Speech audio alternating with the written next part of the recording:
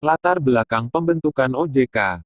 Pengembangan sistem keuangan. Permasalahan di sektor keuangan. Amanat undang-undang. Tujuan OJK. Mendorong kegiatan sektor jasa keuangan agar terselenggara secara teratur, adil, transparan, dan akuntabel. Mewujudkan sistem keuangan yang tumbuh secara berkelanjutan dan stabil. Melindungi kepentingan konsumen dan masyarakat. Tugas OJK, yaitu pengaturan dan pengawasan perbankan, pasar modal, peransuransian, dana pensiun, lembaga pembiayaan dan lembaga jasa keuangan lainnya. Wewenang OJK, wewenang pengaturan, menetapkan peraturan pelaksanaan UU OJK, menetapkan peraturan perundang-undangan di sektor jasa keuangan, menetapkan peraturan mengenai tata cara penetapan perintah tertulis dan lainnya. Wewenang pengawasan, melakukan pengawasan, pemeriksaan, penyidikan, perlindungan konsumen, dan tindakan lain terhadap lembaga jasa keuangan, pelaku, dan/atau penunjang kegiatan jasa keuangan.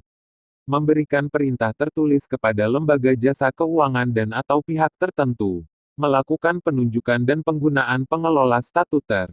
Menetapkan sanksi administratif. Operasional wewenang pengaturan dan pengawasan perbankan.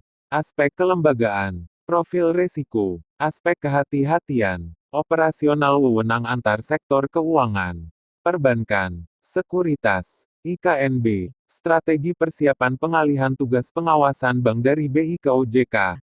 Pembentukan tim transisi di OJK dan Task Force OJK di BI. OJK dan BI menyusun struktur organisasi sektor perbankan yang diterapkan di OJK pada awal pengalihan. Penyesuaian struktur organisasi sektor pengawasan BI.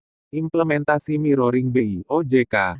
Monitoring efektivitas struktur baru. Strategi implementasi pengalihan fungsi pengawasan. OJK dan BI mematangkan strategi pemenuhan SDM. Implementasi pengaturan dan pengawasan bank di OJK, prinsip dasar. Bidang pengaturan. Seluruh pengaturan Bank Indonesia secara otomatis tetap berlaku pada awal masa beralihnya fungsi pengawasan ke OJK. Sedapat mungkin pada tahap awal, perubahan peraturan diminimalisir, namun efektivitas dari peraturan yang berlaku akan terus dievaluasi. Dilakukan program harmonisasi peraturan antar sektor keuangan.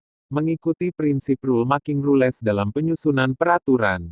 Bidang pengawasan. Pola konsolidasi pengawasan tetap mengikuti pendekatan yang downstream namun akan dikembangkan pola pengawasan terintegrasi dengan memacu pada international best practice.